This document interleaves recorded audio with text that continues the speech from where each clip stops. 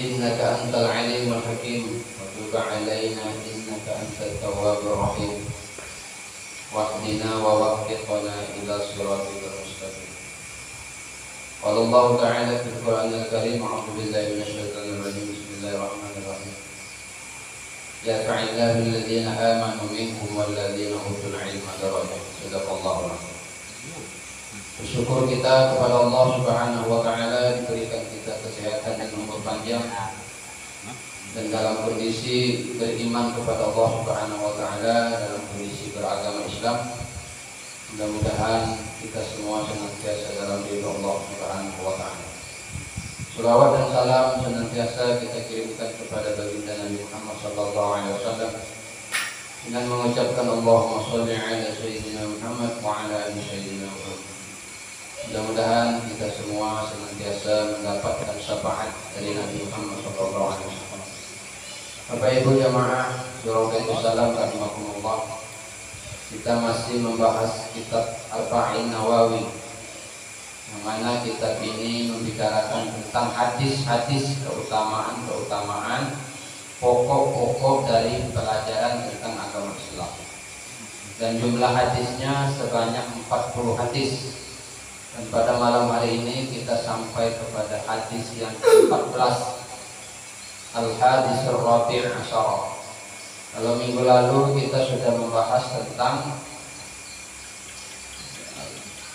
hubungan antara kita dengan saudara kita. Jadi baginda Nabi bersabda, la yu'minu ahadukum hatta yuhibba li akhihi ma yuhibbu li nafsihi. Tidak dikatakan beriman seseorang sampai dia mencintai dirinya sampai dia mencintai orang lain seperti dia mencintai dirinya sendiri. Jadi tidak ada alasan kita hidup ini tidak bersosial. Artinya tidak boleh kita hidup ini menutup diri, menyendiri.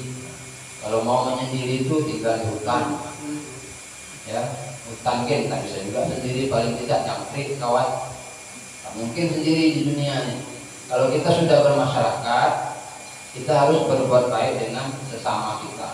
Karena kalau ada masalah meninggalkah kita, misalnya kita meninggal itu kan hukum penyelenggaraan jenazahnya kan fardu kifayah. Fardu kifayah itu artinya harus ada yang mengerjakan. Kalau meninggal tak ada yang mengerjakan, kenapa tak dikerjakan? Itu tak pernah berkawan sama kami. Mana-mana lawang tutup karos. Itulah yang tak bersosialisasi. Tak bisa kita hidup ini makhluk sosial, kita nih harus banyak berkawan. Makanya orang makin banyak berkawan makin bagus. Presiden, bupati itu, anggota DPR itu kalau tak ada berkawan mana duduknya? Tak bisa terpilih dia. Bupati itu kalau tak banyak kawannya, tak bisa terpilih. Makanya kita hidup ini tidak bisa menyendiri. Harus bergabung, harus bersosialisasi dengan orang lain, dan kita sesama muslim harus saling mencintai sebagaimana dicontohkan minggu lalu seperti bangunan. Kalau yang satu sakit, yang lain merasakan menderita. Misalnya kemarin contohnya, kalau yang terpijak duri kaki, yang mengeluh kan mulut. Aduh, kita mulut. Kalau kata mulut, padahal yang pijak duri kaki. Kenapa tak mulut menyebut rasa apa kaki? Bagilah bijak-bijak sembarangan, kan tidak, tapi yang mengadu mulut. Begitulah kita dengan tetangga, dengan sesama muslim. Jangan kita berkelahi, berantaman, apalagi adik-beradik. Satu adik-beradik tak berteguran, alhamdulillah ya. Itu masuk kategori sudah keluar dari Islam. Nah, pada malam hari ini kita masuk hadis Rabi' Asyara. Hadis yang ke-14. Ani bin Mas'ud radhiyallahu anhu qala Rasulullah sallallahu alaihi wasallam la yahillu damu mri'in muslimin illa bi ihdas salas at-tayyibuz zani wan nafsu bin nafsi wat tariqu li dinihil mufariqu lil jamaah. Rawahu Bukhari Muslim. Hadis ini menjelaskan bahwa tidak halal darah seseorang, sesama muslim kecuali 3.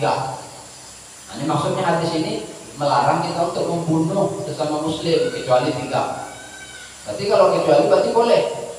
Nah, itu tidak. Jadi la yahillul damu, tidak halal darah seseorang muslim illa bi ihdas salas, kecuali 3 orang. Maksudnya kita ini kada boleh berbunuh-bunuh antara muslim kecuali 3 orang ini. Yang pertama apa? As-sayyibu zani, orang yang sudah menikah tapi nya berzina. Oh, itu sebenarnya hukum Islamnya itu dibunuh orang macam itu. Tapi kita sekarang ada lagi lah. Nah, yang selingkuh itu zaman sebenarnya hukum Islamnya itu dibunuh.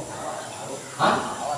Cuma selingkuh ini kan namanya selingkuh, selingan indah, keluarga tetap utuh. Itu pulang. Pantan ada di atas. Jadi dalam Islam sebenarnya as-sayyibu zani, orang yang sudah menikah lalu dia berzina itu dibunuh. Bisa dibunuh. Waktu zaman dulu. Makanya di Aceh itu masih ada. Di Aceh itu kalau orang berzina, dia sudah berumah tangga berzina itu dirajam 100 kali cambuk. Kalau di Madinah Pak Bandi, kita tak ingat karena kita belum ke sana, mudah-mudahan segera ke sana. Itu setiap hari Jumat kalau kita sholat di Masjid Nabawi itu diumumkan, hari ini Bapak Ibu sekalian jemaah yang ingin menyaksikan pemotongan kepala, panjang kepala, potongkan ramai, wah putus kepala. Nah itu masih ada mungkin kalau zaman dulu ada. Ini hukumnya apa ya? Hukum Islamnya. Jadi orang-orang yang mencuri, contohkan ini, hari ini akan ada setelah sholat Jumat nanti kita akan menyaksikan saudara kita yang misalnya dia mencuri, potongkan apa? Cepat. Pakai algojo itu. Itu jangan lupa kepalanya tutup, biar tidak nampak. Potong. Itu aslinya hukum Islam kok. Kalau kita ini kan sudah dikonversi. Di Indonesia ini kan sudah dikonversi, sudah agak-agak. Jadi di sini hadis ini mengatakan tidak halal darah seorang muslim kecuali 3. Yang pertama as-sayyibu zani, orang yang berzina. Orang yang sudah menikah berzina. Nah, ini sudah berlaki, sudah begini berzina. Makanya untuk menghindari zina itu bagus nikah. Jangan berzina. Makanya orang sekarang supaya menghindari zina itu dia nikah bawah tangan misalnya. Kan bawah tangan itu sah. Secara hukum fikih sah, tapi hukum negara agak susah karena tidak terdaftar di pencatatan negara masalahnya. Tapi sebenarnya dalam hukum fikihnya sah. Nah, ada saksi, ada wali, ada akad, ada 2 mempelai, ada yang menikahkan, sah ya. Nah, makanya orang-orang banyak yang selingkuh itu ya, menikah siri. Jadi sebenarnya untuk menghindari ini juga, ibu-ibu sebenarnya supaya menghindari zina suami ini kasih izin boleh juga. Abang kalau bapak hantam lah, bang 2-3 marah kasih tahu. Yang penting jangan berzina. Nah cuman susah. Tapi kalau istri itu tak sah, gitu misalnya. Nah, itu jadi itu Pak Bandi, ada teman saya kantor, teman kantor saya cerita sama orang rumah tadi. Ada teman kantor saya, real 2 hari yang lalu dia istrinya nyuruh dia nikah. Nah, katanya bang, dia istrinya itu punya kawan di Padang sana, janda, tinggal suami, tinggal tak tanggung jawab itulah. Jadi dia menelpon sama istrinya berkawan, kata istrinya bang, ada kawan aku bang janda, kalau abang mau bang nikahilah. Jadi kawan saya tadi ini tadi masuknya ke WC, pura-puranya buang air, menong dia menit, nah pulang istri aku dulu nikah lagi. Kita semua saya di kantor juga orang ramai dengar masih hidup orang beringin. Waktu kantor itu kita sama orang rumah tadi, bininya dulu nikah lagi karena kawan istrinya itu orang Padang, itu dia janda tinggal suaminya, kasihan bang ya. Kalau abang mau nggak apa-apa lah bang. Mikir jantan tadinya, nggak tahu lah mikir kenapa. Mungkin faktor ekonomi juga. Yang satu dengan dia itu tidak boleh ditambah lagi ya. Mungkin begitu. Jadi saya tanya, kok istri antum kok memberikan izin? Mungkin alasan itu tadi kan. Tapi kan suaminya kan baik, tidak dilalatan. Lain mungkin dilalatan itu. Mantap nih suami dia diberi nikah ada tandanya. Kalau yang ada riba, Kita lagi apa ada jelalatan mantan aja. Kawan itu disuruh nikah nanti sang. Karena istri itu yakin dia ini suaminya pasti tak mau. Maka diujinya. Dia dihitung dia. Nah dihitung dia prediksi dan dia pasti tak mau. Makanya berpikir lagi. Kalau awak pali ya. Sampai orang ini sampai payah. Tangkap lah. Jadi Kok ada. itulah sebabnya.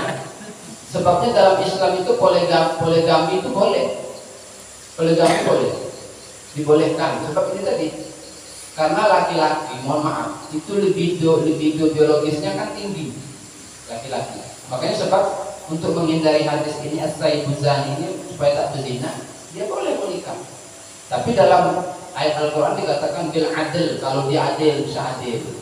Ya kan? Fankihu ma tobalakum minan nisa masna wa sulasa wa ruba. Nikahi oleh kamu perempuan 2, 3 atau 4. Tapi selama kamu bisa adil. Jadi Anda nambah tuh selama istri mengizinkan silakan.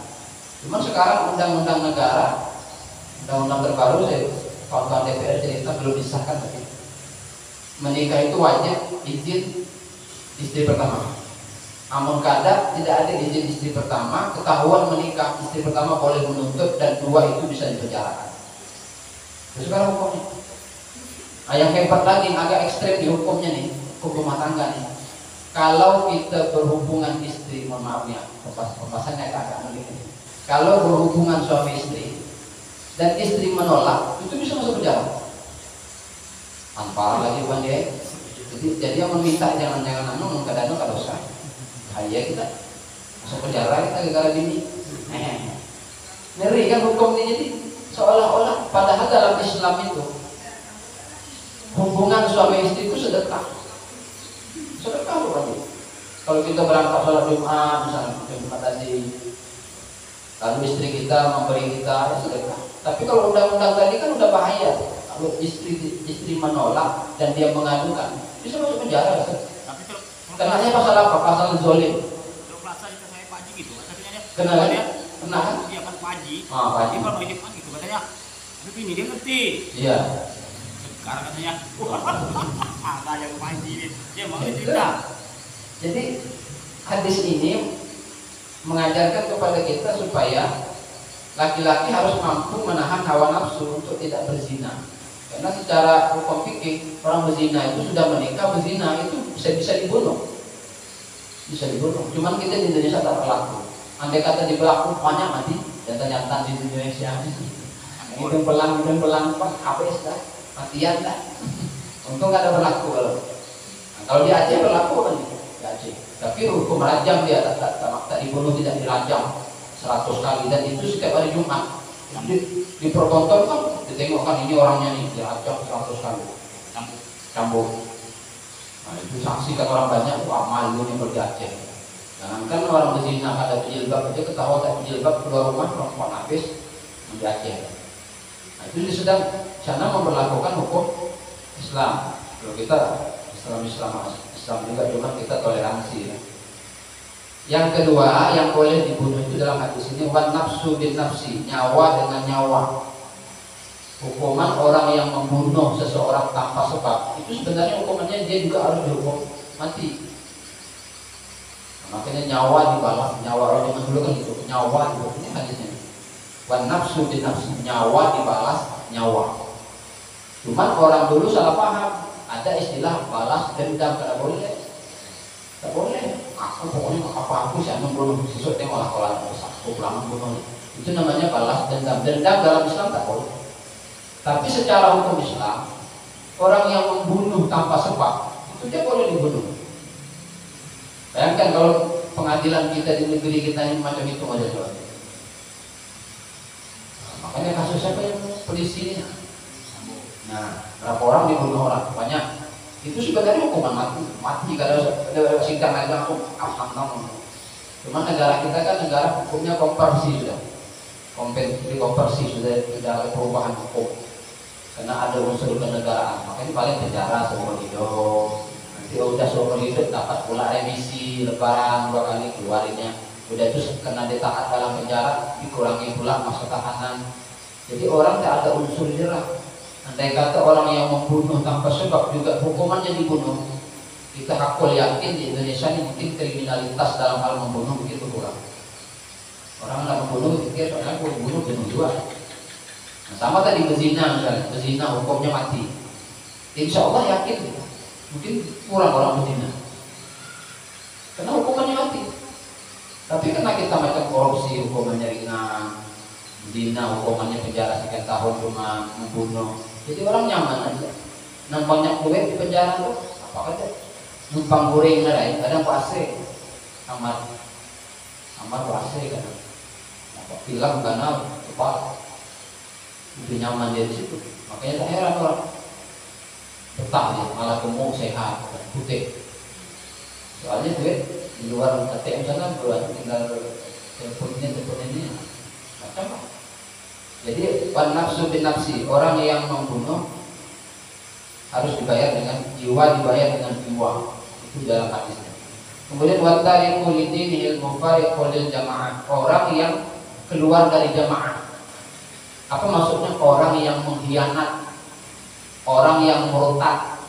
Zaman dulu, zaman Nabi, zaman sahabat, orang murtad dibunuh. Karena orang murtad ini lebih berbahaya ketimbang orang yang kafir. Kita berbanding berkawan nih, kita adik, kita, bang tamrin, berkawan sama kita nih. Tahu dia tentang kita kan, tiba-tiba ini kelompok sebelahnya berang habisan kita. Semua keburukan kita tentu dengan senang dia membongkar sebab dia tahu kita. Maka dalam Islam itu orang murtad dibunuh dulu. Cuma kan dalam Islam kan ada kaidahnya, summa kafaru, summa zdadu, summa kafaru. Kafir dia kembali ke Islam boleh, kafir lagi kembali ke Islam tak boleh lagi. 2 kali 2